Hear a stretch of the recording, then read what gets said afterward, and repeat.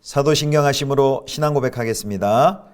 전능하사 천지를 만드신 하나님 아버지를 내가 믿사오며 그 외아들 우리 주 예수 그리스도를 믿사오니 이는 성령으로 잉태하사 동정녀 마리아에게 나시고 본디오 빌라도에게 고난을 받으사 십자가에 못 박혀 죽으시고 장사한 지 사흘 만에 죽은 자 가운데서 다시 살아나시며 하늘에 오르사 전능하신 하나님 우편에 앉아 계시다가 저리로서 산자와 죽은 자를 심판하러 오시리라.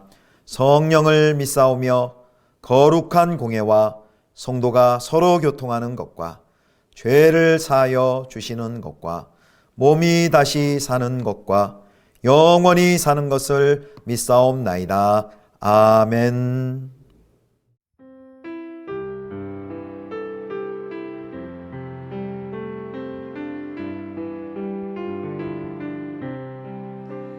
이 세상 엄하고 나 비록 약하나 늘 기도 힘쓰면 큰 권능 얻겠네. 주님의 권능은 한없이 크오니 돌 같은 내 마음 곧 녹여주소서. 주의 은혜로 대속받았어. 피와 같이 붉은 죄 눈 감치겠네. 내 맘이 약하여 늘 넘어지오니 주 예수 힘주사 굳세게 하소서. 주의 은혜로 대속받았어. 피와 같이 붉은 죄 눈 감치겠네. 죄사함 받은 후 새 사람 되어서 주 앞에 서는 날 늘 찬송하겠네.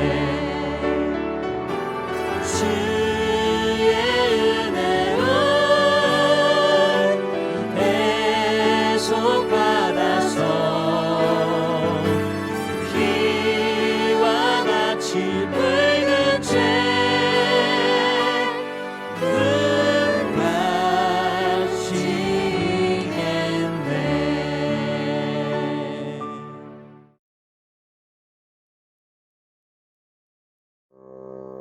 내가 이것을 너희에게 이름은 너희로 실족하지 않게 하려 함이니 사람들이 너희를 출교할 뿐 아니라 때가 이르면 무릇 너희를 죽이는 자가 생각하기를 이것이 하나님을 섬기는 일이라 하리라.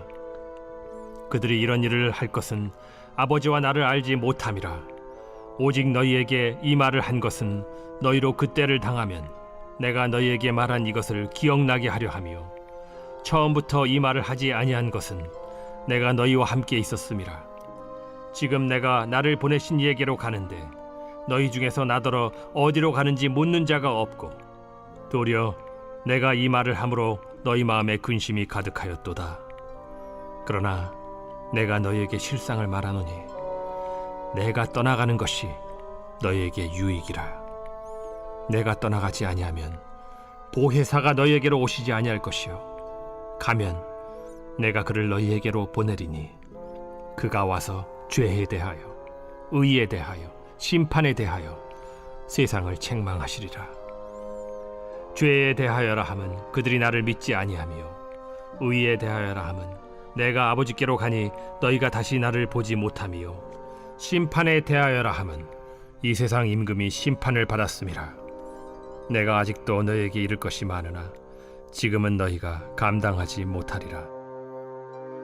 그러나 진리의 성령이 오시면 그가 너희를 모든 진리 가운데로 인도하시리니 그가 스스로 말하지 않고 오직 들은 것을 말하며 장래 일을 너희에게 알리시리라. 그가 내 영광을 나타내리니 내 것을 가지고 너희에게 알리시겠음이라. 무릇 아버지께 있는 것은 다 내 것이라. 그러므로 내가 말하기를 그가 내 것을 가지고 너희에게 알리시리라 하였노라. 성도 여러분, 좋은 아침입니다. 오늘도 주님 안에 은혜와 평강이 가득히 넘치는 하루가 되시기를 축복합니다. 오늘 본문은 요한복음 16장 1절에서 15절 말씀으로 예수님의 가심과 성령님의 오심이라는 제목으로 하나님 말씀 함께 묵상하겠습니다. 어제 15장에 이어서요, 오늘은 세상에 남겨질 제자들에 대해서 계속해서 가르침이 진행이 됩니다. 이제 예수님께서는 어둠의 세상에서 떠나가십니다. 그러면 이제 제자들은 세상의 겁박과 그리고 증오 그리고 거부를 맞닥뜨리게 될 것입니다. 그래서 어제 15장 어제 본문이었던 15장 18절에서 시작됐던 그 제자들을 향한 세상의 적대감에 대해서 예수님께서 이렇게 먼저 예수님이 떠나시기 전에 말씀하시는 이유를 16장 1절에 말하고 있습니다. 자, 1절입니다. 내가 이것을 너희에게 이름은 너희로 실족하지 않게 함이니, 한마디로 이제 실족하지 않게 함이다라고 말씀하고 있습니다. 2절과 3절을 보면요, 이제 예수님이 떠나가시면 세상은 그들을 향해서 출교하려고 할 것이고, 그리고 그들을 죽이려고 할 것입니다. 출교와 순교의 이제 위험이 그들 앞에 닥치게 됩니다. 자, 그렇게 하는 것은 그들이 하나님을 모르기 때문이다. 하나님 아버지와 예수님을 모르기 때문이다 라고 말씀합니다. 어제 살펴본 본문의 내용에도 이 내용이 있었죠. 그래서 이제 4절에 왜 하나님께서 세상의 증오와 예수님께서 겁박과 거절을 미리 말하는가, 4절에 다시 한번 요약하고 있습니다. 4절입니다. 오직 너희에게 이 말을 한 것은 너희로 그때를 당하면 내가 너희에게 말한 이것을 기억나게 하려 함이요 처음부터 이 말을 하지 아니한 것은 내가 너희와 함께 있었음이라. 아멘. 어제의 내용과 이제 반복이 되는데요. 예수님이 처음부터 제자들에 대한 그 세상의 적대감을 구체적으로 가르쳐주지 않은 이유가 무엇입니까? 4절 하반절에 보면은 예수님께서 보혜사처럼 제자들과 함께 있었기 때문입니다. 그러니까 지금은 예수님께서 제자들과 함께 있으면서 그들의 보호막이 되어 주셨습니다. 그래서 그 예수님을 향해 미워하지만 그 미움이 아직 제자들에까지는 확장되지 않은 거죠. 그러나 이제 예수님께서 제자들을 떠나가게 되면 그 보호막이 없어질 것입니다. 그래서 이 시점에 미리 예수님이 떠나가시기 전에 이런 말을 하는 것은 미리 말씀을 하시는 것은 그들을 제자들을 사랑하시기 때문이고, 그 상황이 닥쳤을 때 바로 이 순간들을 기억하게 하기 위함입니다. 자, 이제 5절부터 7절에 보면 이제 근심하는 제자들을 향해서 이제 그 순간 그 어려움이 닥칠 때 이제 이것들을 기억하게 하기 위해서 그 순간 이제 위협을 당하는 제자들을 위한 위로를 이제 해주십니다. 자, 이제 출교와 죽음이라는 말 앞에 제자들은 이제 자신들에게 앞으로 닥칠 그 일이 무엇인지 대충 감을 잡은 듯합니다. 그러나 그것이 이제 예수님께서 말씀하신 데까지는 나아가지 못한 것 같습니다. 잘 깨닫지 못한 것 같습니다. 그래서 이제 6절 말씀을 보겠습니다. 16장 6절. 도리어 내가 이 말을 함으로 너희 마음에 근심이 가득하였도다. 도리어 내가 이 말을 함으로 너희 마음에 근심이 가득하였도다. 자신들이 예수님의 이런 세상의 겁박과 위협과 거부에 대해서 들었을 때 이제 두려워서 질문조차 하지 못했고, 또 예수님께서는 근심하지 말라고 했지만 그들 가운데 근심이 가득했습니다. 그래서 요 전에 이제 14장에 보면 너희는 마음에 근심하지 말라 하나님을 믿으니 또 나를 믿으라 내 아버지 집에 거할 곳이 많도다 이런 말씀을 하시면서 예수님이 이제 가셔서 제자들의 거처를 마련하시고 다시 올 것과 그것을 통해 구원의 성취가 이루어질 것이다 라고 말했지만 제자들은 실감을 하지 못했습니다. 그리고 오로지 그들에게 지금 그들의 눈에 보이는 것은 또 귀에 그들이 들리는 것은 예수님이 떠나가신다는 사실과 그리고 세상의 적대감, 출교와 죽음을 당하게 될 것이다 라는 이 적대감에만 집중을 했습니다. 그래서 예수님의 떠남과 그리고 죽으심은 예수님께 그들이 걸었던 모든 기대와 또 예수님과 함께한 시간을 모두 허사로 돌려 보내는 것처럼 제자들에게 보였습니다. 그러나 예수님께서는 이제 뭘 말씀하시냐면 제자들이 근심하지 않도록 그런 비극적인 고난과 핍박의 이면, 그 비극의 이면, 그 사건의 이면에 나와 있는 그 실상을 알려주겠다라고 말씀하십니다. 그것이 16장 7절입니다. 그러나 내가 너희에게 실상을 말하노니 내가 떠나가는 것이 너희에게 유익이라. 내가 떠나가지 아니하면 보혜사가 너희에게로 오시지 아니할 것이요 가면 내가 그를 너희에게로 보내리니. 무슨 말씀입니까? 예수님이 떠나가셔야만 보혜사 성령께서 오신다는 겁니다. 예수님의 떠남이 성령님의 오심을 낳습니다. 그러므로 이것이 실패가 아니라 예수님이 떠나가시고 죽으시는 것 그것이 실패가 아니라 바로 구원사역의 진전임을 예수님께서 말씀하십니다. 자, 이제 8절에서 11절까지 보면요. 그 보혜사 성령님께서 오셔서 하시는 역할에 대해서 설명을 하고 계십니다. 성령님께서는 오셔서 창조할 백성들을 통해 세상의 죄와 의와 심판에 대하여 책망하실 것입니다. 16장 8절입니다. 그가 와서 죄에 대하여 의에 대하여 심판에 대하여 세상을 책망하시리라. 그 보혜사 성령님께서 예수님이 떠나가신 후에 오셔서 죄와 의와 심판에 대해서 책망하신다 말씀하십니다. 자, 9절을 보면 죄에 대하여라 함은 그들이 나를 믿지 아니하며 라고 했습니다. 자, 죄에 대한 책망을 첫 번째 언급하십니다. 죄에 대한 책망이란 게 뭘까요? 예수님의 가르침과 표적에도 세상은 그를 믿지 않았습니다. 이것은 단순히 예수님을 거절한 것을 넘어 예수님을 보내신 하나님을 거절한 것이기 때문에 하나님께로부터 정죄받을 것이다 라는 뜻입니다. 자, 10절 말씀입니다. 10절 의에 대하여라 함은 내가 아버지께로 가니 너희가 다시 나를 보지 못하며. 두 번째 성령님께서는 의에 대한 책망을 할 것입니다. 여기 성령께서 의에 대해서 세상을 책망한다는 것은 자기 자신들만의 의의 기준으로 예수님을 죽인 것을 책망하실 것이란 말씀입니다. 그래서 세상을 향해서 예수님의 그 죽으심의 의미와 또 그것을 행하신 예수님의 순종과 사역의 완성을 성령님께서 선포하실 것이란 뜻입니다. 즉 예수 그리스도의 죽으심이 허무한 패배가 아니라 완전한 승리임을 성령께서 증거하실 것입니다. 자, 마지막 11절입니다. 심판에 대하여라 함은 이 세상 임금이 심판을 받았음이라. 세상 임금에 대한 심판을 성령께서 하실 것입니다. 반역의 수괴인 사탄에 대해서 하나님께서 심판하실 것을 의미합니다. 성령님께서는 그래서 예수님의 죽음에 대한 세상의 조롱에 대해서 오히려 그 일이 예수님의 승리이며 어둠의 통치자에 대한 하나님의 심판임을 드러내며 또 사탄을 책망할 것입니다. 이것이 바로 성령님께서 이 땅에 오셔서 하실 일입니다. 자, 그것뿐만이 아닙니다. 이제 성령님께서는 하시는 일이 또 12절부터 15절까지 나와 있습니다.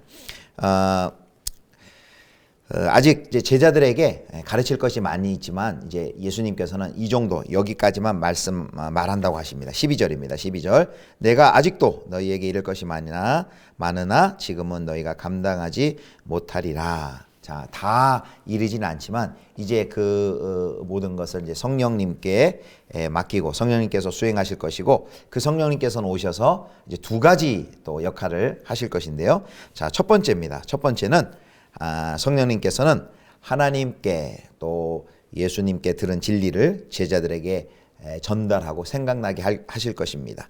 또 장래일도 알릴 것입니다. 그것이 16장 13절입니다.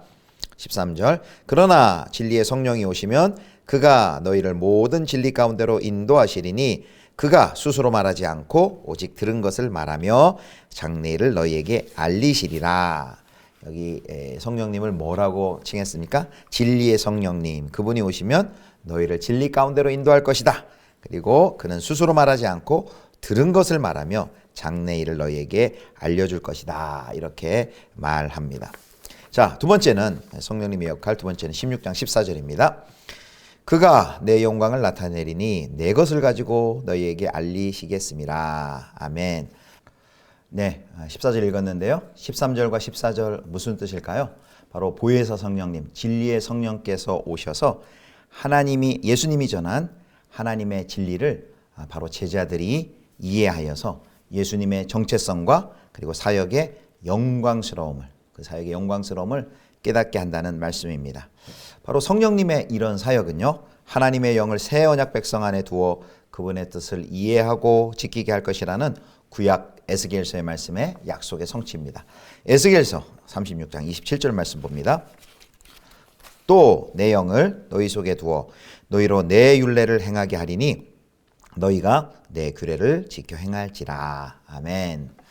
사랑하는 성도 여러분, 이제 오늘 말씀 정리하도록 하겠습니다. 제자의 삶은 어제 본문도 그렇고 오늘도 본문도 그렇고 세상의 인정과 환영을 받지 못합니다. 진리를 선포하더라도 세상은 환영하지 않고 여전히 증오와 겁박으로 우리를 대할 것입니다. 그러나 그때 내 앞을 가로막는 고난에 주저하지 말고 고난의 이면, 그 고난의 실상을 바라보실 수 있기를 바랍니다. 주님께서 제자들 홀로 그 시련과 고난을 겪도록 놓아두지 않으셨습니다. 예수님께서 보내시는 보혜사 성령께서는 진리의 영이 되어 제자들을 인도하셨습니다.